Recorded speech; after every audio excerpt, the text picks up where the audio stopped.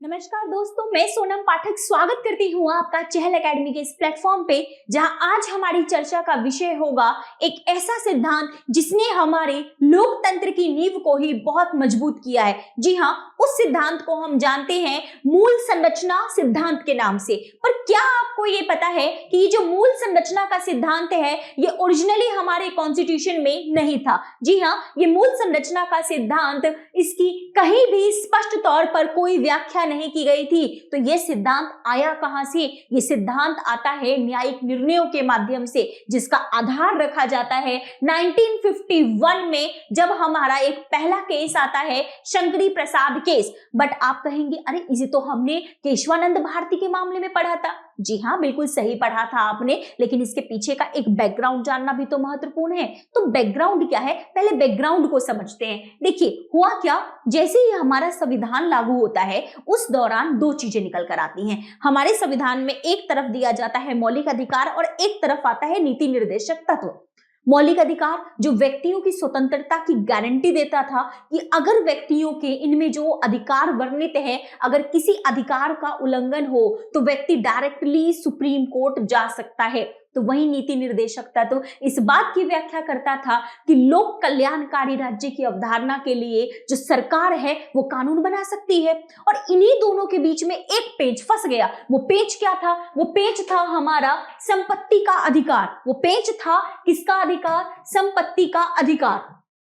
इसको समझते हैं, हमारा राइट टू प्रॉपर्टी, संपत्ति का अधिकार, जो वर्तमान में मौलिक अधिकार नहीं है, लेकिन इसको लेके मामला हो रहा था क्योंकि सरकार कल्याणकारी कार्यों को बढ़ावा देने के लिए, अपनी नीतियों को लागू करने के लिए, यहाँ पे जो भूमिहीन हैं उनको भूमि वितरित करने के लिए संपत्ति पर कहीं ना कहीं अंकुश लगा रही थी, और जिनका ये संपत्ति का अधिकार का उल्लंघन हो रहा था वो कोर्ट पहुंच रहे थे। तो ऐसे में सरकार और न्यायपालिका दोनों के बीच में एक टकरार देखने को मिलती है। और वो टकरार पहली बार आ रहा है हमारे पास कब? वो टकरार आ रहा है 1951 शंकरी प्रसाद केस में। बहुत इंपॉर्टेंट है ये केस, शंकरी प्रसाद केस 1951, जिसमें सुप्रीम कोर्ट ने कहा कि देखो आर्टिकल 13 हमारा मौलिक अधिकार, आर्टिकल 12 से लेकर आर्टिकल 35 तक में इसका पूरा एक वर्णन है, जिसमें अनुच्छेद 13 ये कहता है कि कोई भी कानून जो मौलिक अधिकार को लिमिट करेगी उसको जीरो डिक्लेयर कर दिया जाएगा, नल एंड वॉइड हो जाएगा वो।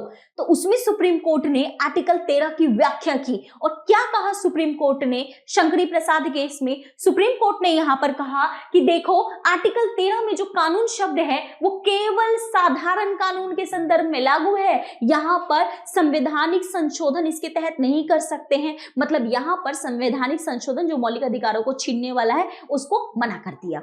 1967 का मामला आया गोलकनाथ केस में। इसमें कहा कि आर्टिकल 13 में संवैधानिक संशोधन भी शामिल है।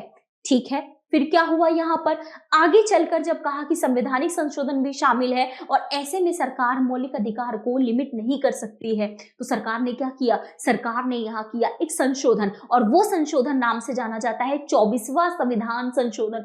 24वां संविधान संशोधन सरकार के द्वारा किया गया 1971 में, और इसमें कहा गया कि भाई संसद के पास अधिकार है, वो किसी भी तरीके का संविधान संशोधन कर सकती है, और उसमें संसद चाहे तो मौलिक अधिकारों की भी कटौती कर सकती है, छीन सकती है। यह संसद का विशेषाधिकार है। सुप्रीम कोर्ट ने कहा अच्छा रुको जरा। सुप्रीम कोर्ट आई, कहा सारे मामलों को बुलाया अपने पास, और एक बड़ा फेमस केस बना, एक पूरे भारत के लोकतंत्र के इतिहास में एक सबसे प्रमुख केस, जिसको हम जानते हैं केशवानंद भारती केस के मामले से। सुप्रीम कोर्ट ने कहा कि हमेशा का जंजाल ही खत्म करते हैं। 13 जजिस की बेंच, जी हाँ 13 जजों की बेंच जो है वो बैठी और उसने अपना एक महत्वपूर्ण निर्णय दिया, और वो निर्णय आज भी हमारे लिए मील का पत्थर है। कैसे है इसको भी समझेंगे। सुप्रीम कोर्ट ने कहा सही बात है, जो 24वां संविधान संशोधन हुआ, जिसमें सरकार ने कहा, जिसमें संसद ने कहा कि संसद के पास अधिकार है कि वो क्या कर सकती है, संशोधन के मामले से, संशोधन के द्वारा किसी अधिकार को कम कर सकती है, सीमित कर सकती है, छीन सकती है। अच्छी बात है, करे। Parliament has a power to amend anything. संसद के पास अधिकार है कि वह संविधान के किसी विभाग में संशोधन कर सकती है। अच्छा चलिए ये बताइए, जो संविधान संशोधन जो संसद करती है वो कौन से आर्टिकल के द्वारा करती है? याद रखिएगा आर्टिकल 368। कौन सा आर्टिकल? आर्टिकल 368, अनुच्छेद 368 के तहत संसद के पास देखो अधिकार है कि वह संविधान में संशोधन कर सकती है। आर्टिकल 368 भाग 20 पार्ट 20। पर यहां पे सुप्रीम कोर्ट ने कहा कि संसद के पास अधिकार तो है कि वह संविधान में संशोधन कर सकती है, परंतु वह उसका मूल ढांचा नहीं बदल सकती। तो फिर आप में से किसी ने पूछा, भाई मूल ढांचा क्या है बताओ? सुप्रीम कोर्ट ने कहा हम बताएंगे, मतलब हम कुछ चीजें इसमें शामिल करेंगे, डिफाइंड नहीं है। तो एक क्वेश्चन जो यहां बनता है, क्या मूल ढांचा को कहीं परिभाषित किया गया है? हमारा जवाब होगा नहीं। क्या मूल ढांचा हमें यहाँ पर संविधान में परिभाषित मिलता है? नहीं, न्यायिक निर्णय से आया है, तो संविधान में कहां से परिभाषित होगा? न संविधान में परिभाषित है, न किसी कानून में परिभाषित है, न न्यायिक परिभाषित है। इसमें सिंपल सी बात है, न्यायालय ने कहा संविधान के कुछ मूल्य हैं जिन्हें इसके अंदर रखा जाएगा, संसद उनको नहीं बदल सकती। संसद संशोधन करे लेकिन कुछ मूल्य हैं संविधान के आधारभूत, उनको नहीं बदला जाएगा, उनको कम नहीं किया जाएगा, और उसी के संदर्भ में उन्होंने कुछ मूल्यों को आगे जारी किया। फिर यहाँ पे संसद आई, संसद ने कहा ये क्या बात हुई, हम कुछ मूल्यों को नहीं बदल सकते, ऐसे नहीं होगा, हम फिर से बदलाव करेंगे। और यहाँ पर संसद के द्वारा जो है 42वां संविधान संशोधन हुआ। 42वां संविधान संशोधन वही संशोधन है जिसे हम लघु संविधान के नाम से भी जानते हैं। किसके नाम से जानते हैं? लघु संविधान, मिनी कॉन्स्टिट्यूशन। बहुत इंपॉर्टेंट अमेंडमेंट है ये। और इसी अमेंडमेंट में आगे सरकार ने क्या कहा कि भाई देखो, संसद के पास ये है, पावर है अमेंड करने की, उस पर कोई लिमिटेशन लग नहीं सकती है, चाहे मौलिक अधिकार का मामला हो या किसी भी मामले का। भाई पार्लियामेंट है, हम चाहे जो मर्जी संशोधित करें। फिर गया मामला कोर्ट में और केस बना मिनर्वा मिल केस 1980। कौन सा केस बना? मिनर्वा मिल 1980 का केस बना। और उसमें सुप्रीम कोर्ट ने क्या कहा? सुप्रीम कोर्ट ने कहा कि देखो, एक बार दे दिया गया मौलिक ढांचा का सिद्धांत और उसको जो है वही वैलिड रहेगा। मतलब पार्लियामेंट का क्या है, यहाँ पे जो न्यायिक समीक्षा है वो यहाँ पे कोर्ट की एक बुनियादी विशेषता है और इसको बिल्कुल अलग हम नहीं रख सकते हैं। फिर एक और केस आया 1981 में, और 1981 के केस में सुप्रीम कोर्ट ने कहा अच्छा एक काम करते हैं, जो अमेंडमेंट 1973 से पहले हुए हैं, 1973 से पहले हुए हैं, मतलब केशवानंद भारती वाला जो केस था 24 अप्रैल 1973, उससे पहले जो भी अमेंडमेंट था वैलिड।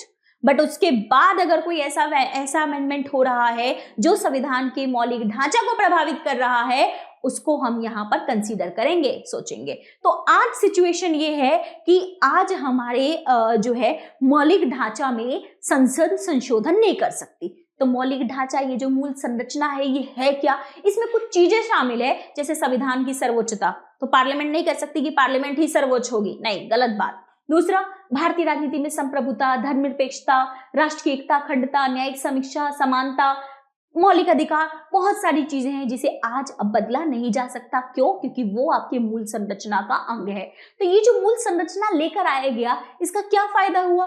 इसका फायदा ये हुआ कि देखो, सबसे बड़ी बात है, हमारे संविधान निर्माताओं ने हमारे देश के लिए एक बेहतर, एक सबसे बेस्ट जो कॉन्स्टिट्यूशन बनाया था जिससे हमारे देश की एकता अखंडता बनी रहे, वो बनाए रखने में ये सहायक है। इसके अलावा ये सबसे बड़ी बात कि इस देश में संविधान सर्वोच्च है, कोई भी व्यक्ति इस देश में कानून से ऊपर नहीं है, कोई भी व्यक्ति संविधान से ऊपर नहीं है। ये चीज को सुनिश्चित करता है, नैतिकता कायम रखता है। कोई भी हमारी लोकतांत्रिक संस्थाएं हैं, उनका शरण ना हो पाए, वो खराब ना हो पाए, उनका दुरुपयोग ना हो पाए, ये सुनिश्चित करता है। कानून में स्थिरता लेकर आता है, हमारे अधिकारों की रक्षा करता है, लोकतांत्रिक व्यवस्थाओं को मजबूत करता है और संविधान के संरक्षक के रूप में अपनी महत्वपूर्ण भूमिका निभाता है। तो ये तो हमने इस चीज को समझा। इसमें हम कुछ बातें हम और समझ लेते हैं। जैसे कि हम यहाँ पर समझे, तो हमने सबसे पहले कौन सा केस देखा? हमने यहाँ पर सबसे पहले देखा कौन सा केस? शंकरी प्रसाद केस, ठीक है, 1951। फिर हमने इसके संदर्भ में क्या देखा? इसके रिएक्शन में क्या आया था?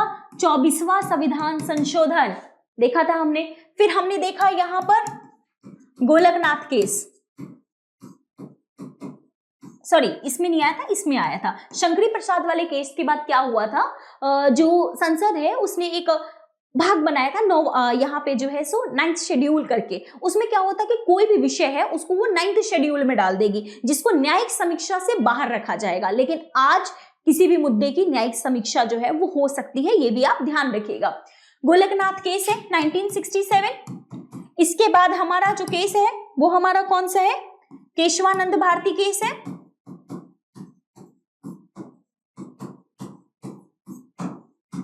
24 अप्रैल 1973। और इसके बाद हमने देखा मिनर्वा मिल केस है, ठीक है। और आज हमारी स्थिति क्या है कि आज हमारा ये जो मूल ढांचे का सिद्धांत है वो हमारा एक उसको अभिन्न रूप से स्वीकार कर लिया गया है। और आज ये है कि अगर उसमें कोई भी संशोधन या कोई भी बदलाव अगर संसद करती है तो उसको न्यायिक समीक्षा उसकी की जा सकती है। तो ये हमने ओवरऑल पढ़ा इसके बारे में। मिलेंगे आपसे नेक्स्ट वीडियो में, यहाँ के लिए इतना ही है। Thank you very much. जय हिंद।